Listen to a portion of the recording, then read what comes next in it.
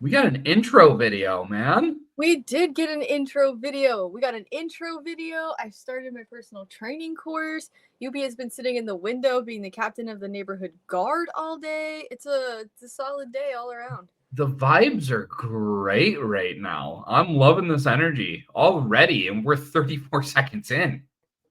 Yes. Welcome, everyone out there. We're back with another episode of the AHL pre-show. I'm Andrew. I'm Dee. And we're going to be hosting you through this whole full week of AHL action. I think we're kind of going for a bit of a vibe shift here. We got a lot on our plate, and we're just gonna go ahead and get right on into it because we got a lot to cover. We got some past, present, and future coming at you. We got some names in the works. This is oh yeah. If you thought the Atlantic Division names were wild, wait till you see what we got cooking up in the North. But we're gonna start kind of going over what happened last time you guys heard from us. Right off the bat, I think this one kind of really jumped out at me. Utica is already going through a coaching change. Kevin Dineen is out the door, and Ryan Parent is in. And I mean, I get it. Utica hasn't won a game yet. Not a great look, not a great vibe. A couple of years ago, Utica started off like 13-0, and pretty much the entire consensus around the league was like, oh, okay, this guy is going to be an NHL coach at some point pretty soon. Doesn't look like that's going to be the case for the foreseeable future for Coach Dineen here. Yeah, I'm not really sure it's like the coach's fault though. Right. They've been steady playing the Rocket all season, and it's like, look, it probably sounded really good after last season to play the Rocket the entire season, but not anymore.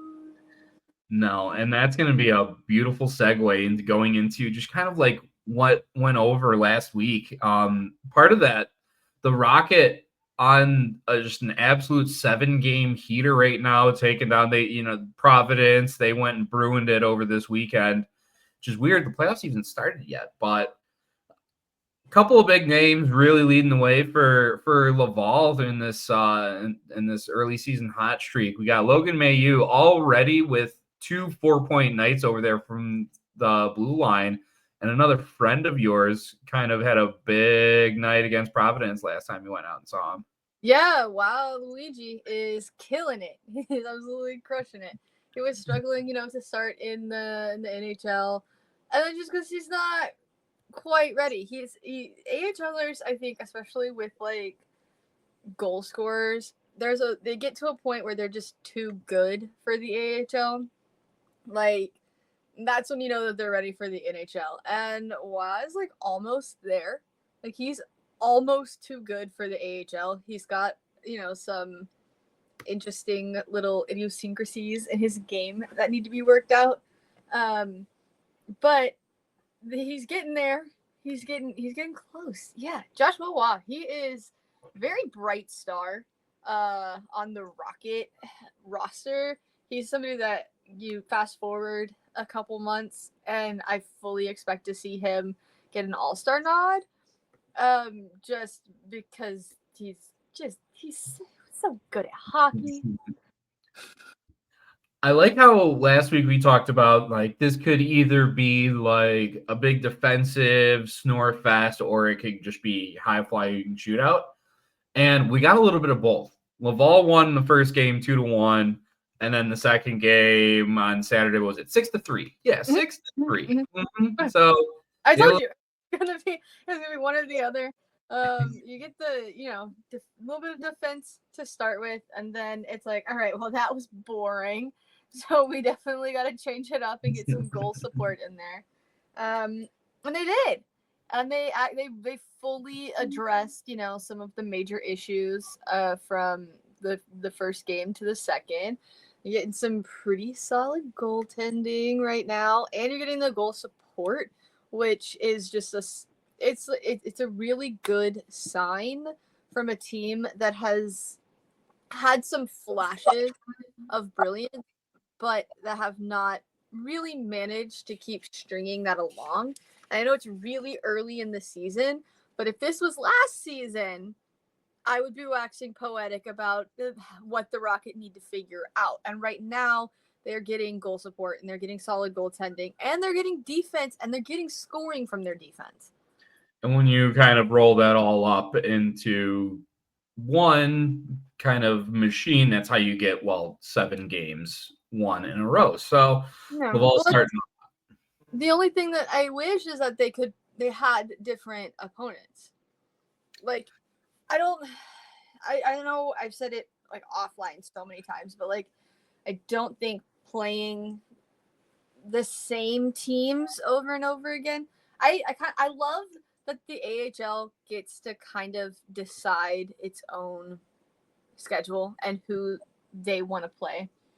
I just don't think it's a very accurate measure of how good teams are if you're only going up against the same teams or you're only going up against like one team out in a completely different division or conference like a season.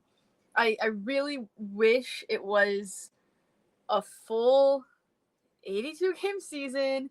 You had to play every team at least once like they do in the NHL, and I know that would make it a long season, and I know this is the league that still has a ton of 3-3s, but you know, I do think that it doesn't really show you an accurate read of like the way your team is playing, because you hit the playoffs, you make it out of your conference, and all of a sudden you're playing a team you've actually never played in your entire existence before.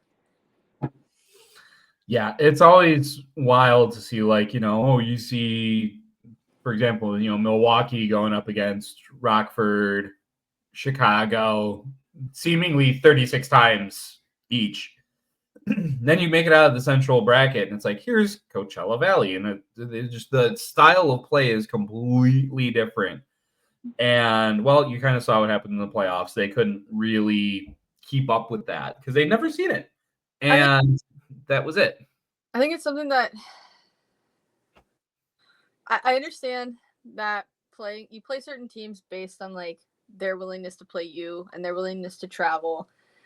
And you're like, okay, well, like I know I can build some confidence in my team playing against this team, so let's do it. Let's do that. But I do think that at some level it does do a tiny bit of disservice to the developing players versus like the veteran players, because in the NHL, if that is your ultimate goal, is to develop this player into an NHLer, then in the NHL, they're going to be playing against a bunch of different types of teams all the time.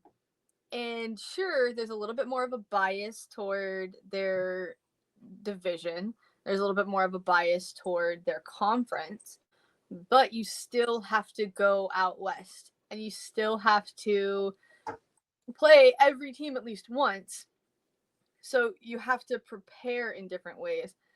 And I think when you start your professional career in the NHL, if you're like one of the superstars, you're your Slafkowski, you're a Alexis Lafreniere, Connor Bedard, you have basically never seen anything but the NHL. Sure, that makes sense. That makes perfect sense. You're playing a whole bunch of different types of teams. But if you have to develop, if you have to go through the farm system, that it's not the same. You kind of go from playing, okay, cool. Well, we know we're playing this. We know what happened last time we played them because it was 2 days ago. We know what we have to adjust. There's not a lot of like having to adjust on the fly with a couple of days in between a game. And all of a sudden, you're playing two wildly different teams. I do think it does the tiniest bit, not like a massive disservice, but it does do the tiniest bit of disservice to developing players. You gonna pay for that bus ride from Laval to Colorado? Cause it's expensive. So hop on a plane. Jeff Molson owns one. But Sorry, the emojis keep throwing me off. I don't even know how to turn them off. No, you just gotta live with it. I'm gonna keep on like the theme of like high flying offense, a lot of goal scoring, because I earnestly believe that Sam Fagemo was listening to our episode last week when I was like, oh, okay, so TJ Tynan leaves Ontario and he takes all of the goal scoring talent away with them, and Fagemo can't even score anymore. Yeah, Sammy Fagemo had, what was it, 4 goals and 2 assists in his last 2 games. Ontario as a whole, 20 goals over the week, over their last 3 games. Surprisingly, still having a negative goal differential, but this team's kind of starting to wake up offensively out on the West Coast. Yeah, there was a little bit of snoozing the alarm there. Everyone started off the year a little drowsy. It happens to the best of us. Started and they said, let me just snooze this. They kind of rolled over and hit stop instead of snooze, and then woke up a little bit late for the bus. They had to run to catch it, but here they are. Mm-hmm. Hello, Ontario. Welcome to the party. Everybody else has been here. Utica. Except Utica, exactly. I think Utica just, I don't know if they blew a tire or if they are still sleeping, but yeah. Maybe the new coach will kind of get some smelling salts out in front of that team, and we'll see if they wake up in November. Otherwise, it could be a deep sleep. We might have to call a specialist. This might be a coma. Utica thought that today was a national holiday, so they thought they were off school and they missed it. I hoped it was, but no, it's just a Thursday. We're going to keep right on with the theme of, I like talking about teams that are doing well, at least early on. Sans Utica. Milwaukee is, so they kind of got shut out on the first night of the season. Again, kind of sleeping in a little bit. Understandable. First outing of the year. They haven't lost since. 8 straight wins. Vinny Hinostroza is currently leading the league with 16 points. I kind of admittedly thought that, losing Yaro Askarov and Troy Grosnick, that I wasn't exactly sure where this Milwaukee team was going to end up. Apparently, they're going to end up at the top of the Central again. And I'm kind of getting sick of it as other Central teams. Not going to lie. It's just a little bit. Are the Milwaukee Admirals the Central Division Hershey Bears? I don't want to talk about that. No. Aww. But am I wrong? You're not wrong. No. And at the end of the day, I mean, it's still a really talented roster with really good coaching that knows how to get everything from top to bottom in its lineup, and that makes it always consistently dangerous. I thought that in Chicago's home opener that there were stretches where the Wolves looked like they were the better team, but Milwaukee was like, we don't care. We're going to show up. We're going to outwork you. And, they just kind of treaded water for a little bit, let Chicago kind of lower their guard, and then bang, they hit them, and then that was it. They Herb Brooksed it. Exactly. Legs feed the wolf, gentlemen. You know what that's all about. I'm going to try to say legs feed the wolf. I understood the sentiment. Yeah, Milwaukee is off and running, top of the Central again, and yeah, hopefully that'll be the last we hear of it this year. Finally, to wrap up the week, we have a bit of a trade to talk about. There's no such thing as a bit of a trade. There is a trade. No, it's a bit of a trade. It's not a big goal trade. It's just kind of a bit of a trade. No, it's objectively a trade. Okay, yes, objectively, it's a singular trade, but it's just kind of a bit, It's not. Would you consider this a groundbreaking trade? Maybe Yeah, if you're Ronnie Eddard or Ben Gleason, but I think any time a team uproots a player and ships him off to the other side of the country.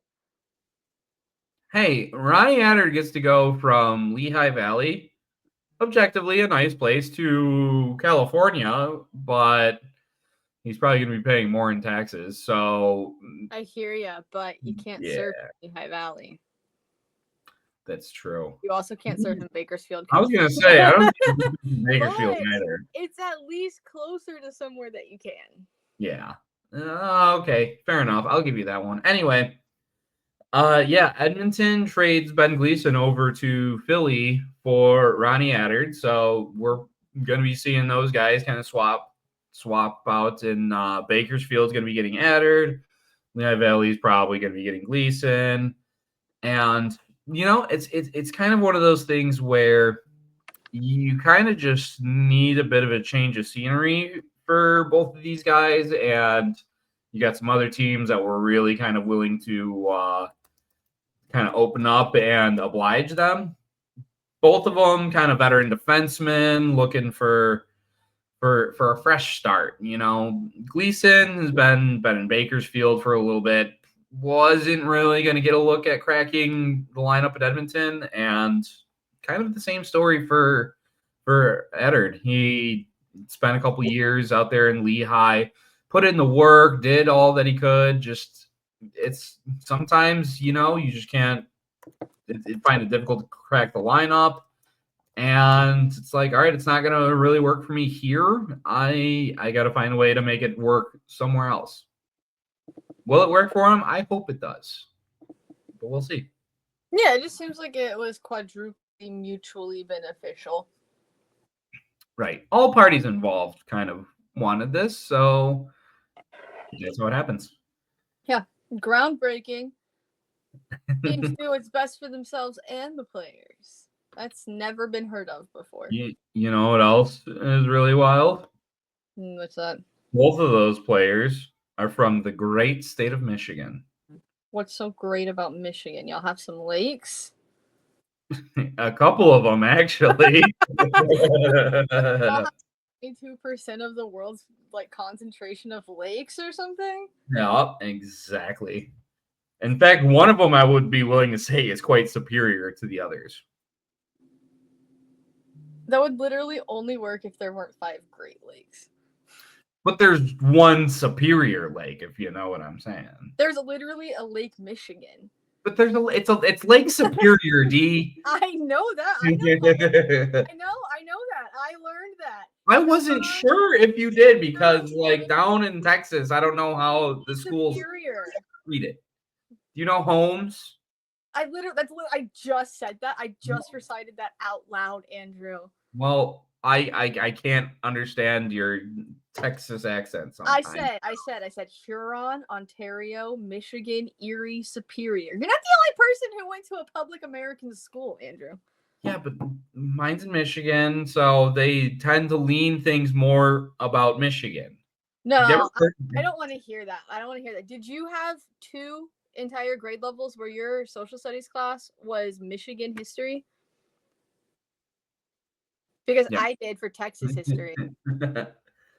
Well, you guys were your own country for a little bit. It was weird. Barely. We were okay. Look, we were barely our own country, and then we had to file some bankruptcy. So we were like, "Hey, United States, it'd be super duper cool. You want a new state? We got tacos and also the Alamo, and eventually we will have 6 Flags." And lo and behold, here we are, the great nation state of Texas. Yeah, but the Dallas Cowboys exist because of it. So, how good was it really? Your fault. That's also my fault. It's because it's a Texas thing. I don't. Houston has nothing to do with that. We gave you guys the Oilers, and then Tennessee stole them. So, not our fault. We had to deal with the Lions for 80 years. Okay, it's I don't even want to talk about it. You know what I do want to talk about? We got some names. Yeah, we got some fun stuff coming through. The tournament is still alive and well. We started off with the Atlantic region. If you're going through with the old March Madness, I mean, I guess technically it'd be November Madness at this point. And now I think all name tournament. Yes, the all name tournament. And now we're going to be moving on into the North region. So all of these teams, with the exception of one, because the Pacific decided to have like 15 teams, is going to be coming from the North division. So let's go ahead and take a look at this bracket. For those of you listening audio lead, we'll lead you along. But let me put my glasses on so I can actually see the bracket. Good. We're going to start north of the border here because it is the North division. Toronto's coming out with Marshall Rafai. And Laval, as I think we got the favorite in the tournament here with Florian Jacki. Florian Jacki. I was gonna say I think we kind of already decided this one like way ahead of time. Like not listen. I'll give Rafai. It's a great name. It's a great first name last name combination. Exactly. But like okay, your name is Florian Jacki, and your brother's name is Arbor Jacki. Literally, your parents are just so good at naming children that they gave both of them Hall of Fame names. Like, you have to win at that point. Yeah, I feel like this, not that it was already a foregone conclusion. I feel like, you know, if Marshall had just a better seeding, that's really all it boils down to, unfortunately, is that, you know, you can't, it comes into the tournament with a lot of momentum, you know, some real good floor generals, 3-point shooting, all that, but sometimes you're just going up against a powerhouse.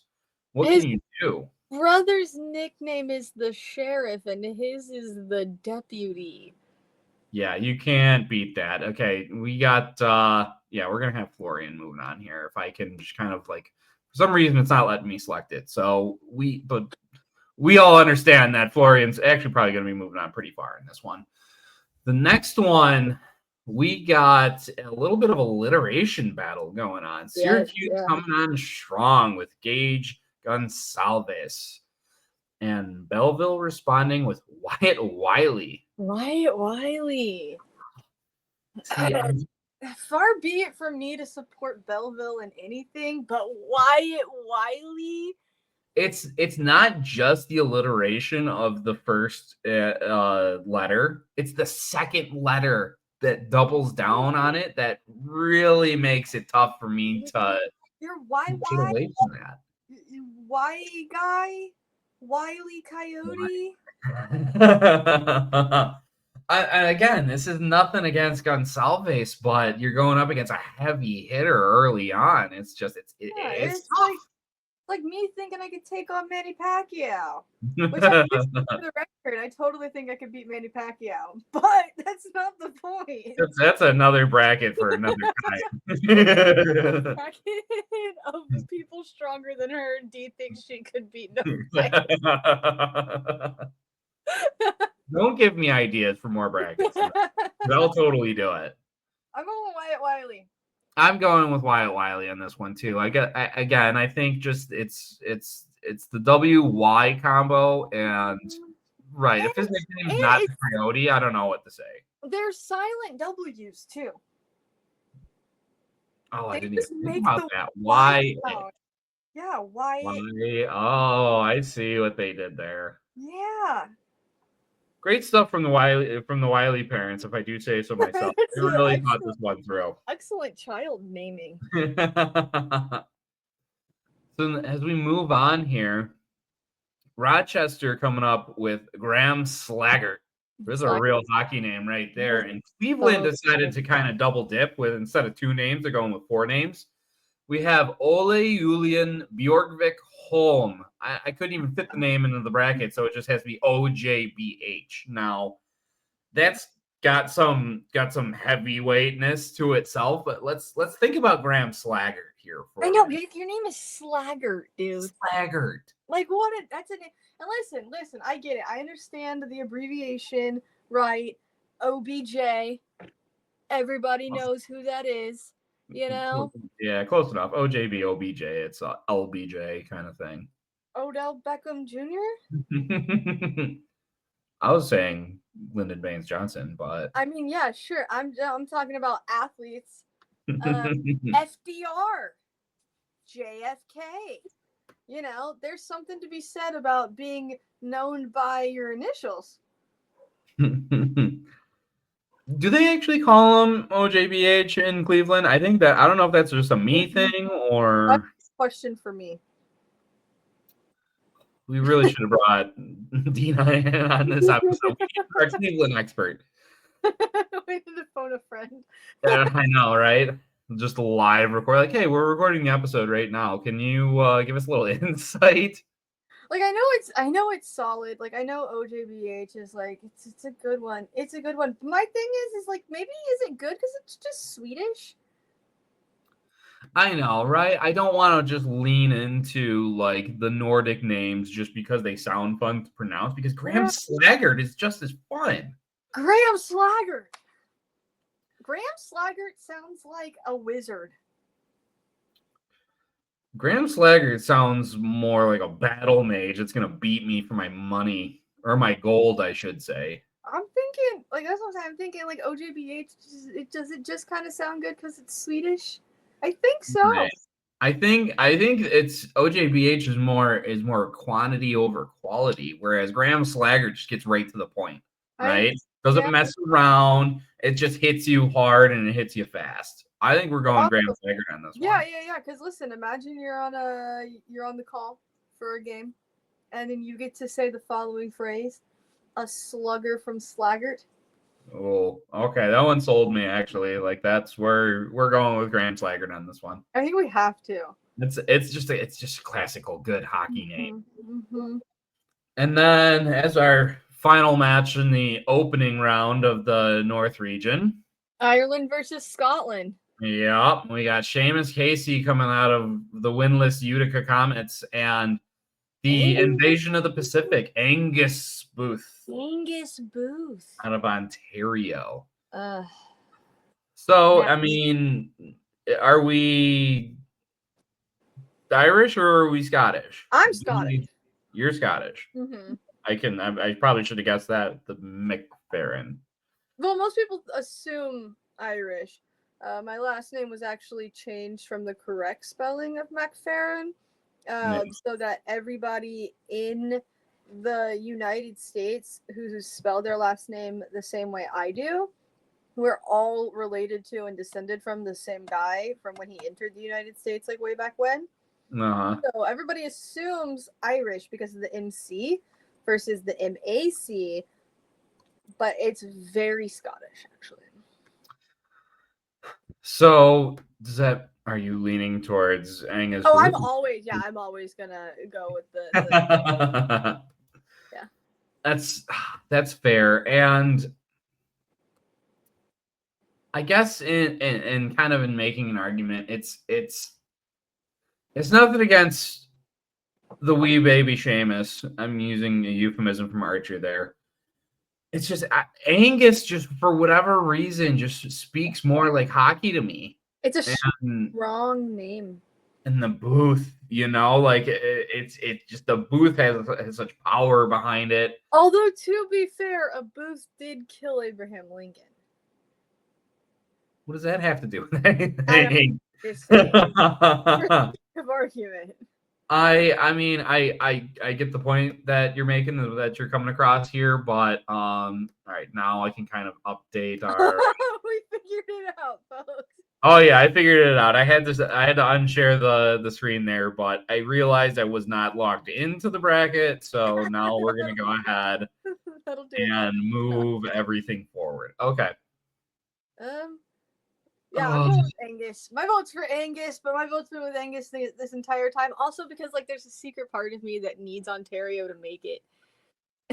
Yeah, just an absolute spoiler out of the North. You don't go there. What are you doing? I'm just gonna recap this how this bracket's looking so far. So we got Callio Delius and Blade Jenkins in the Atlantic Division, along with Leo Loof and Zayd Wisdom. Zayd Wisdom, dude. Sleeper pick. Yeah, smart pick. We got Florian Jacki and Wiley the Coyote. And then we got Graham Slaggert and Angus Booth moving on. So for good matchups. I know. We might see some upsets in the quarterfinal. It's gonna be like as let's just go ahead and look over to the Central. We'll be going over these names next week, but I mean Navin Mutter, Cameron Karate, Amadeus Lombardi is a person of mine. Gleb Trikozov, Antonio Stranges, Chaz Lucius. But Marcel, like Marcel. Talk about alliteration. You're just going on the same name. Like that's kind of cheating almost. Go into the middle of the continent and then out west is where the money's gonna be. It's where the upsets are coming. Oh man, I have a feeling that the Central is just gonna be a total chaos, but we're gonna have to figure out a different way. We're gonna have to just kind of figure out what their stat lines are, and whoever had the better week gets to advance. That could definitely weigh into it. As like, I mean, Amadeus Lombardi had a really good game today during the school day game with the Griffins. If Gleb Trikozov can't respond, that might push him over the top. We'll see. We'll see next week. Valid. Speaking of next week, let's talk about some of these matchups we got going on. There's a lot of key matchups, one might say, that might open the door to first place in division or in conference, maybe some bragging rights. There's a lot going on. For sure. I got a couple I got highlighted in here. I don't know. Do you want to start over on the West Coast, on the East Coast? I could even go Central if that's what you're looking for. Let's go Central. Let's start from Central. Work our way out. I really like this Manitoba Texas matchup we got going on. First off, it's always kind of seems to be fireworks whenever these two teams meet, especially like last couple of years been playoffs.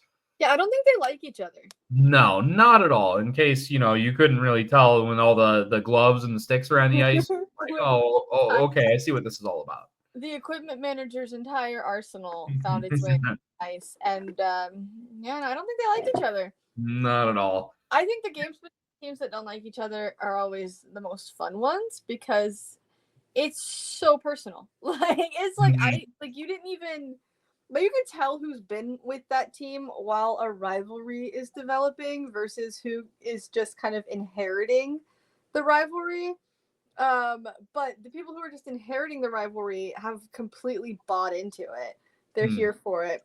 But the people who were born into it, who were raised by it, they love it. You live for a rivalry game.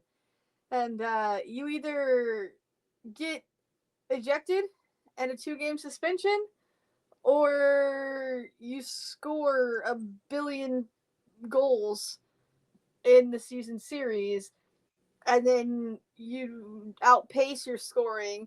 So now you've got 50 points on the season, but it's like they all came against the one team, and then you're nowhere to be found when your team needs you 5 nights from now playing the Rochester Americans. You know what I mean? Who specifically are you talking about there? I don't know. It was just the first team I thought of. I thought this was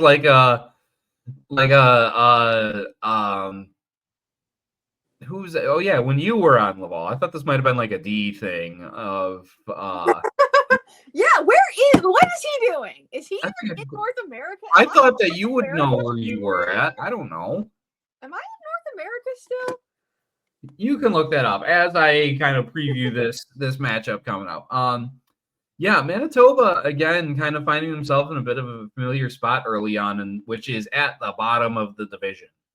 And it's like kind of mystified me with this team because I kind of feel like, they got Nikita Chibrikov and Brad Lambert and just a lot of like real flashy, fun offensive talent. And they just can't seem to either kind of like outscore their issues or just kind of like Thomas Milic is really not had a great start to the campaign here, but I mean Dominic DiVincentis has, and it hasn't been like the ideal goalie tandem for Manitoba, but maybe it can work for them. On the other side, Texas is, I feel like they're still kind of carving out their identity because, last year it was all Maverick Bork, MVP, Logan Stankoven, just an absolute scoring machine until Dallas is like, yoink. And Dallas has yoinked both of those guys out. And so now they're like, well, like, what now? And they still got Matej Blumel there. Antonio Stranges is going to be in the running for best name, so hopefully he has a good showing. You still got your vets like Curtis McKenzie and Cameron Hughes. It's still very much a team that's kind of, it feels like it's in transition. Is the real Remy Poirier going to show up? Is he going to be great? Is he going to be inconsistent again? So a lot of this is going to be finding its identity for Texas versus Manitoba, where it's like I think we kind of know a little more about this team. A lot of the same units that were there last year. So you made the playoffs. It was great. Didn't really go far, but let's see these guys take the next step. And obviously it's a long season, but a good showing against Texas would go a long way for this squad. Agreed. Apparently I'm in Russia. Oh, the internet's working great over there. News to me. I also think that games like this build confidence. Mm-hmm. Like your series against your rivals, even new ones, even ones that you're kind of like just developing over the past like whatever. Like they build confidence and like in a weird way. But even if you're being beaten down by them every single time, like you're at least still like, okay, well, I'm gonna go out there, I'm gonna do something different today. And you might find your game a little bit just because you seriously don't want to lose to these guys. Not again. Not this time. I'm tired of hearing about what a great team the Soviets have. I felt that. Especially because you're coming from Russia. Oh yeah, I'm coming back from Russia. That's all you hear about. But I agree. It's like in those kind of games, it's almost like you're not even thinking about like the X's and O's of your own game. You're more just like, I straight up just don't want to lose to these guys again. I can't imagine Manitoba's like having to deal with Texas like again. Like, no, they want to be able to go out there, send a message, and knock these guys off. And that way can maybe establish kind of a bit more of your own identity where you can start to raise up out of those standings. I would like to see like a run from the Moose. I look at what Winnipeg, the Jets are doing, the parent club, 12-1. They got that city already in a hockey frenzy. Maybe the Moose can kind of just piggyback off that and try and use some of that organizational momentum and just play more consistent hockey. That's what I'm looking for out of Manitoba this weekend. I mean, Manitoba, the big thing about them is Winnipeg is playing great hockey the past few seasons. They're also playing injured hockey the last few seasons. So Manitoba just keeps getting like gutted because they don't they need players in Winnipeg. Yeah. So at least they just don't have to like move very far. It's all in the same building and everything. True fact. Very smart. Very smart logistically. Except for when Manitoba was playing in Texas and the Jets are currently playing in Montreal. That's 1,800 miles away. That's fine. I like how you did the math there. Oh, nope, I know the math there. We got some more. I mean, I got some. I'll keep it in the Western Conference. I got a couple coming out of the Pacific here. I feel like my number one series that I got coming along is Colorado and San Jose. I've already talked about how happy I am that the Barracuda are no longer my punching bag for the year. This time I've kind of more transitioned to the Iowa Wild. But yeah, I hate them. They're the worst. Who needs well, I don't hate Iowa. I just more pity them because like it's gonna be a long year in Iowa. Yeah, but they used to be so cool in Iowa, but now they're awful. And in Iowa. Well, they weren't. It was in Houston, not Iowa. They were cool. They were the coolest. Exactly. But now they're in Iowa, so yeah, rude, honestly. Anyway, we got the CUDA and the Eagles. I've already been kind of, like I said, singing the praises about the CUDA, fun team, young team, Askarov, Podorowski. What more could you really ask for? I didn't even realize ask for of. And then you got the Eagles, who are, you got the number 2 and 3 teams in the division. I've always just loved the vibe of the Eagles. Like, no matter what their personnel is in their lineup, they just always seem to be a fun team. And I've always really just appreciated that about them. No Eustace Ananen, no Ivan, some of the fun names from before, but I mean, they're still getting it done with, Matthew Phillips is still there and Oscar Olason. It's gonna be a fun weekend on the West Coast, and I'm gonna stay up late. I'm gonna watch it because I am a sicko, and I think you should too. Maybe not D specifically, but our audience. Yeah, I do work retail. Well, good. So you can just throw on Flow Hockey at your job, and not a chance. it'll be fine. I don't even have a TV in there. You have a phone that I'm not allowed to use. Well, just put the game on and put it in your pocket. You could just listen to it. No, I can't have the phone. You can't have it like on your person? I mean, yeah, but like I can't be like listening to hockey in my back pocket. I'm walking up to customers like, what are you looking? Like, what are you shopping for today? I can't put an AirPod in on the sales floor either. Before you suggest that, Andrew.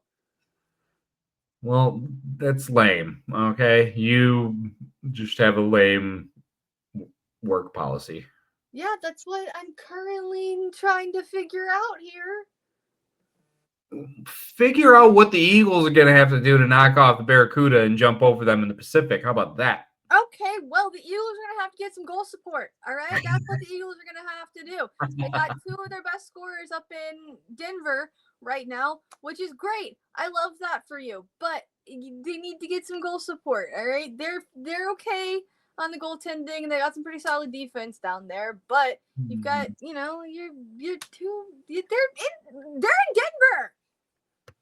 Yeah, that's true. And as long as Colorado and the Avalanche are still getting hurt left and right, disappearing under mysterious circumstances, and their captain just not, unfortunately, seeming to play hockey for the foreseeable future, then the Eagles are going to continue to.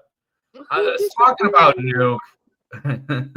mysterious circumstances. No, he's in the player assistance program. He's back on the ice. Oh, is he back now? He's practicing with his team, and he's set to come back soon. Well, I saw Lehkonen came back and scored a goal.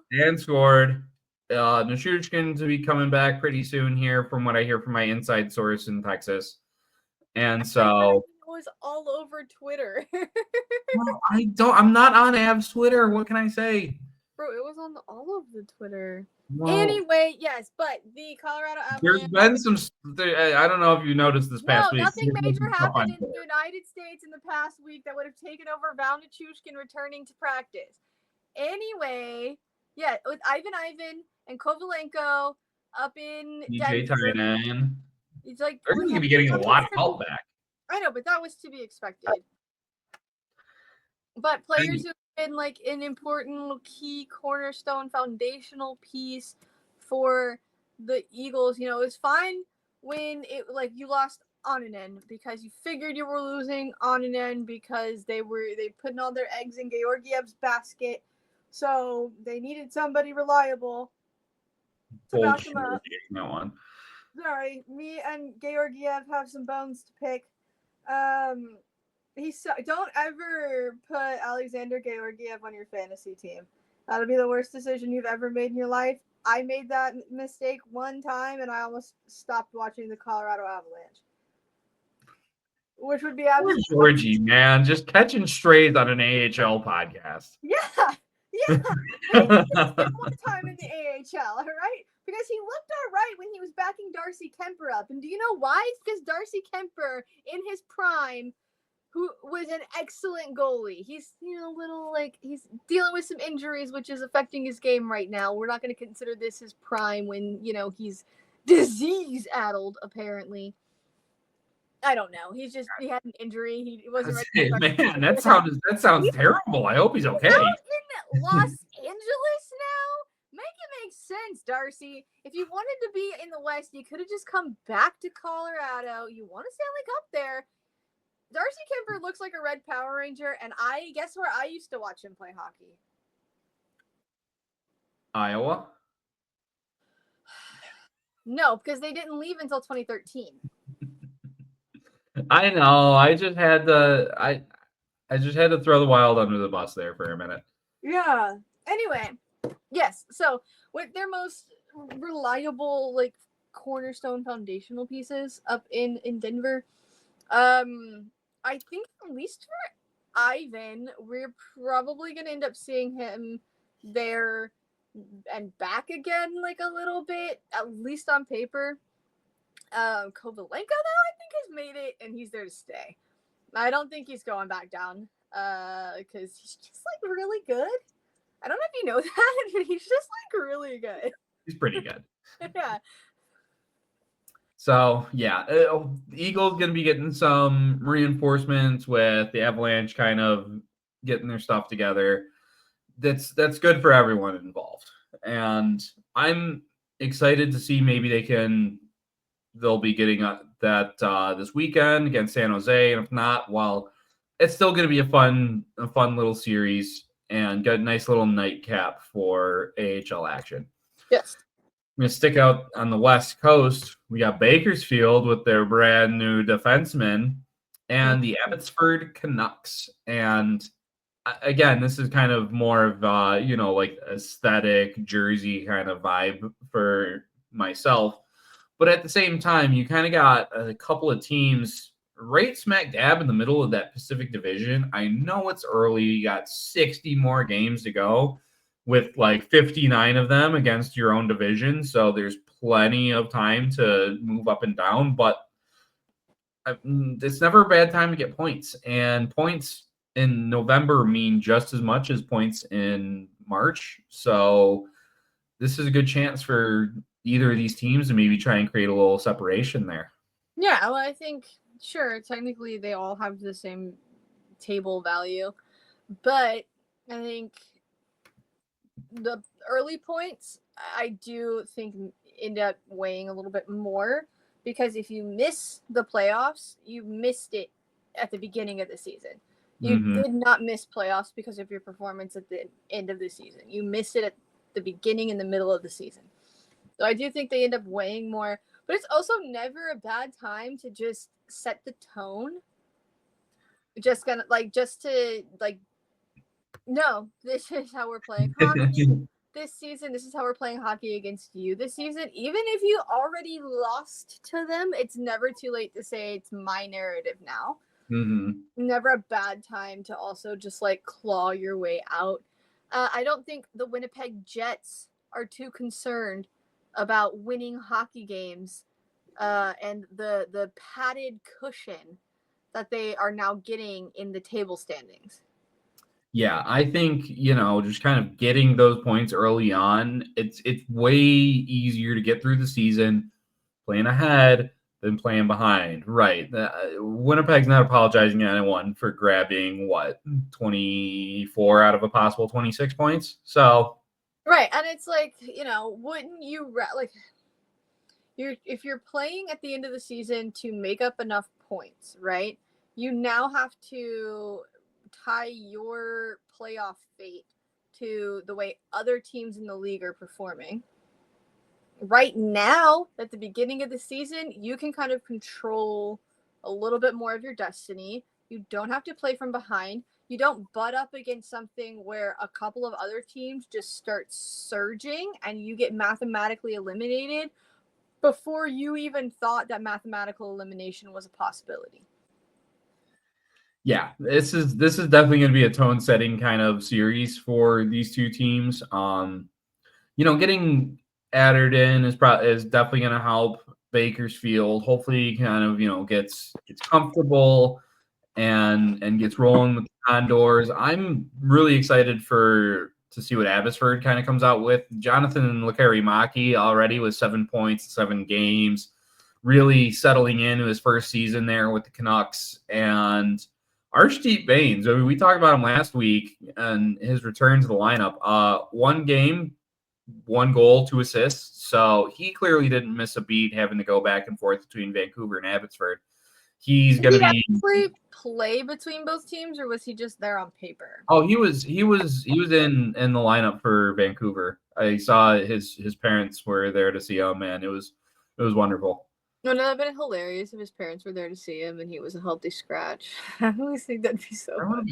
I'm sure it happens, especially like if your coach is Mike Babcock. He's like, "Oh yeah, you got your parents here to come in there and see you play." Well, you're going to be sitting up in the press box there tonight, so maybe you can go down and see your parents up in the 200 row. Yeah, like, hey, they get an extra ticket. That would be such a Mike Babcock move. Like, not even like a healthy scratch or whatever. You're like all set to play or whatever. Your parents are there. You're doing your warm up. He just sits you like. Yeah, or like you're doing your warm up lap or whatever, and you like lose an edge, and you're just like in the boards, and now you've that's just fortunate. Yeah, you've like pulled your ACL or whatever. You can't like stand up anymore, and it's like, well. Oh no, that's terrible. I know it is, but I'm saying, like, how would that be? Why would you put that in university? Well, I didn't say it happened to anybody. Yeah, but now that's all I'm going to think about whenever I go and play beer league. Your parents come watch you play beer league? Sometimes. Okay, but you've already made your beer league debut, so it's fine. Not in like the B division. Maybe I'm so proud that I get the call up, then I just eat it in the warm-ups. Then how would you feel? I break another ankle. I don't know how you'd be playing hockey in a division full of bees. Well, that's the team, is the Bumblebees. Yeah. We got like honey plated. You got like Jerry Seinfeld and Patrick Warburton somewhere, and like Patrick Warburton's girlfriend's gonna fall in love with an animated bee, or wrong movie. Anyway, how do you think these teams are gonna buzz in the action? I like Abbotsford personally, but I got a feeling that Bakersfield is gonna play a little bit of spoiler. This might end up being a split when it's all said and done. That's what I'm thinking. I'm thinking split. I'm thinking one team is gonna come in and get a little embarrassed, and they're gonna come back and like change the tone and just be like, I don't like you. Right, just a nice little Uno reverse card in game 2. Yeah, I really feel like this one could be a split. That's fair. I want to get in we got some chaos brewing in the north. Talked a little bit about both of these teams. And I know we've spoken at length about how many times they've seen each other and just how chaotic it gets when these two teams come together. We got Laval going into Belleville. Yeah, and I'd really like to just like eliminate that. Just that whole thing. Yes. Like I don't know, what else can I say about Laval playing Belleville? I mean, it's Laval and Belleville. It doesn't matter what their season records are. Chaos. In a season, right? Whoever basically wins the first matchup between those teams wins the season series. Have they played yet? I was really feeling like the Rocket have only played Utica. They haven't just played Utica. They probably also played Toronto, right? Yeah, but I think it's so like those are the two teams. And Providence. They've played Providence a couple of times, and they've beat them all 3 times, actually. Wow. No wonder why Providence is so low in the standings. Good job. Anyway, yeah, I don't know. It's just one of those things where it's like, it's actually the first meeting of the season between these two. The first meeting, what I assume is 43 meetings. Yeah, it is actually. So, mark me, whoever wins this game is probably going to win the season series. Because it goes like that every year. Every year. I mean, I have never seen, they both came into the league right about the same time. Everybody expected like the baked in rivalry with Providence and Toronto because of the Canadiens rivalry with Toronto and Boston. But I think everybody forgot that the Canadiens also hate the Ottawa Senators. And they probably hate the Ottawa Senators more than they hate any of the other original 6 teams that they've, got rivalries with.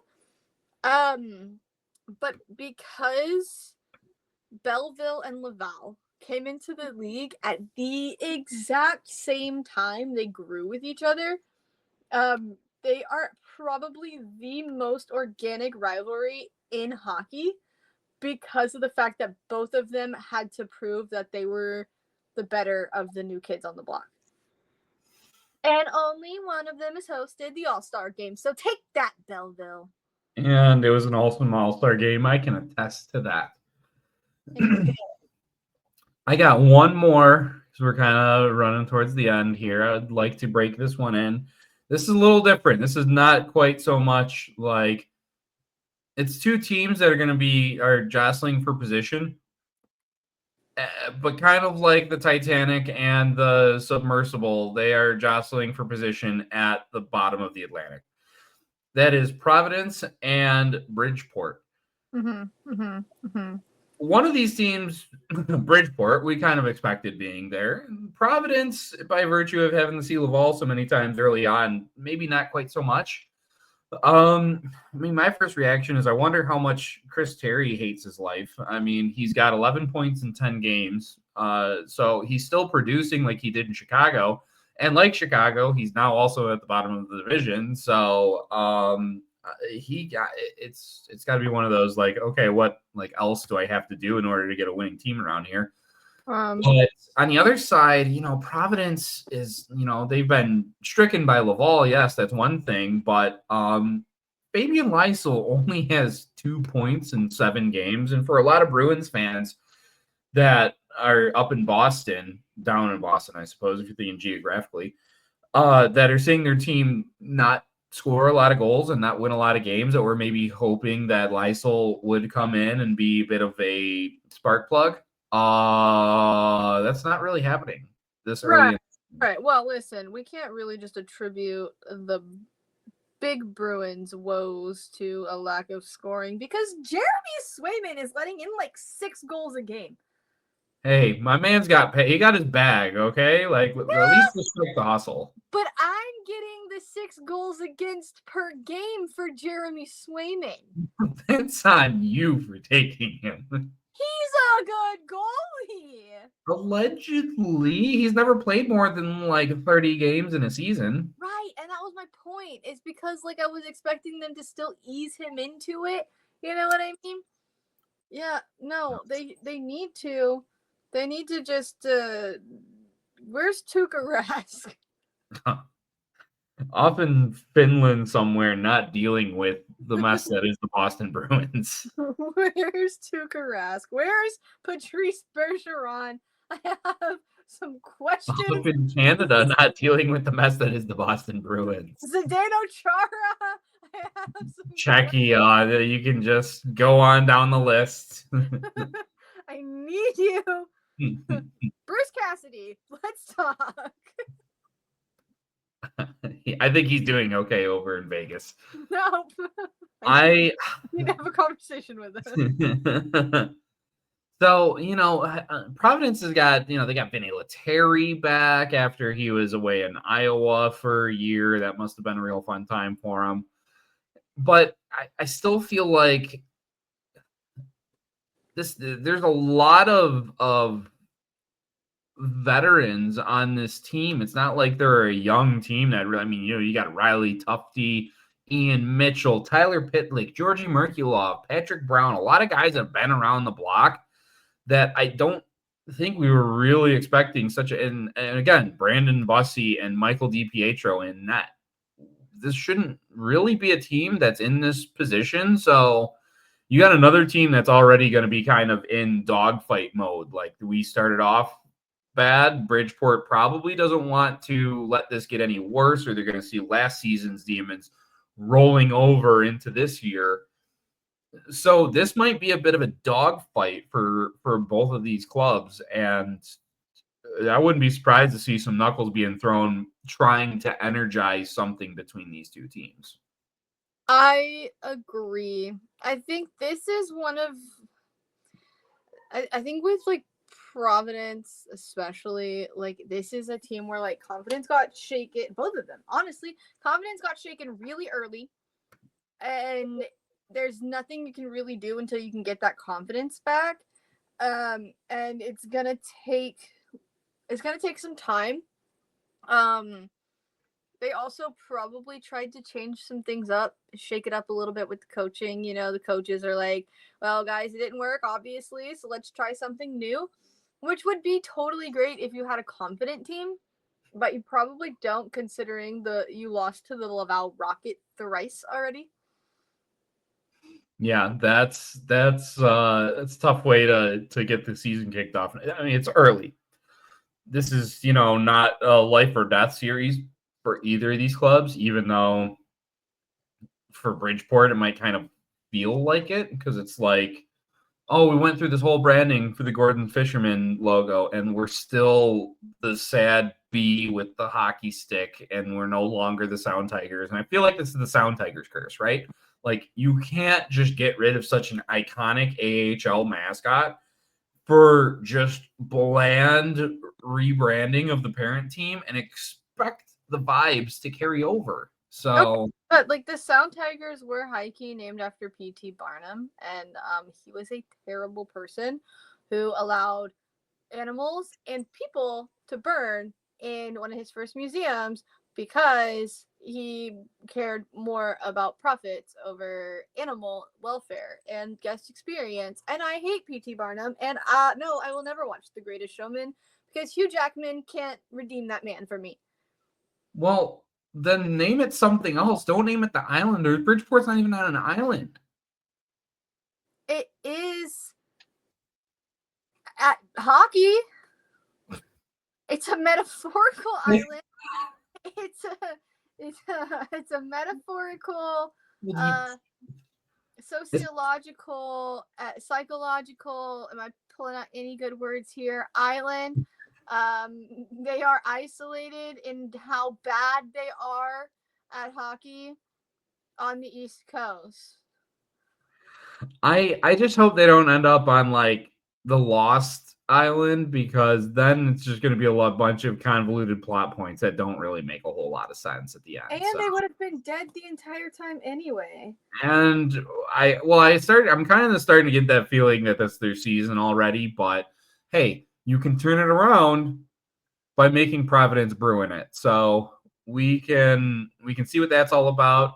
Those are my big matchups for the weekend. I don't know if you got any more to add, but we're kind of already at the mark, so we're going to call it an episode. This was a lot. We had a lot to bring you. We're going to have a lot more next week. So you guys tune in. We're going to keep bringing you the action all season long. And we are here to do that hockey podcasting. It's the hockeyest hockey that it ever hockeyed. I'm Andrew. I'm Dee. And this has been another episode of Taps. Thank you guys for tuning in. We'll catch you next week.